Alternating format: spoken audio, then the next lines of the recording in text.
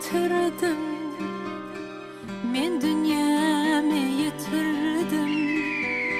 Canım al balam alma diyenimi yitirdim. Gözlerimden halımı duyanımı yitirdim. Dinim imanım yani o yanımı yitirdim. Yalan ağlap bilmeni köyyenimi yitirdim. Günkü bidin hem beni çoyanımı yitirdim. Ece can mehrine dar, ece can görüsüm yelye. Ece can mehrine dar, can kelebem görüsüm yelye. Aç olsa da dokdiyim, imanımı yitirdim. Bir de yüpek değdirip imanımı yitirdim. Yitirdim, yitirdim.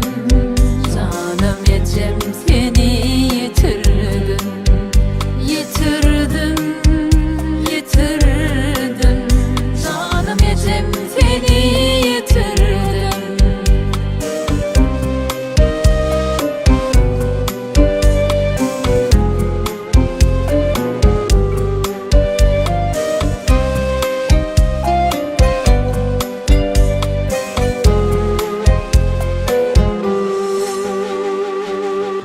Şu günümü, düğünümü, geçenimi yitirdim. Bu zemzem sonu içenimi yitirdim. Gereğimi yitirdim.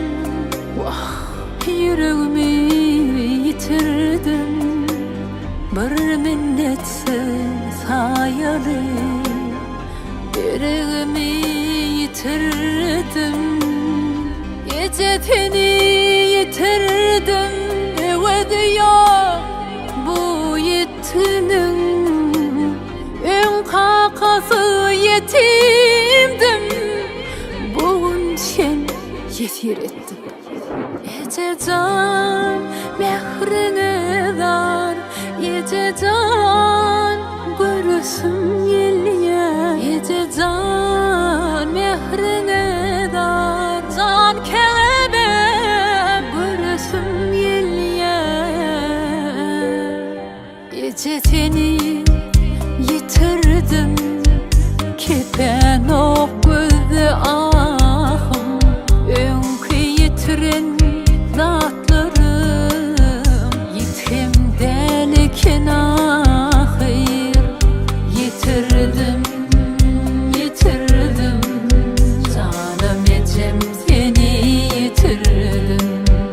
Yitirdim, yitirdim. Canım ecem seni yitirdim. Ece can seni yitirdim. Sesim pestir yitirdin. Kebe adın ağlamda lavlap yan yar yitirdim.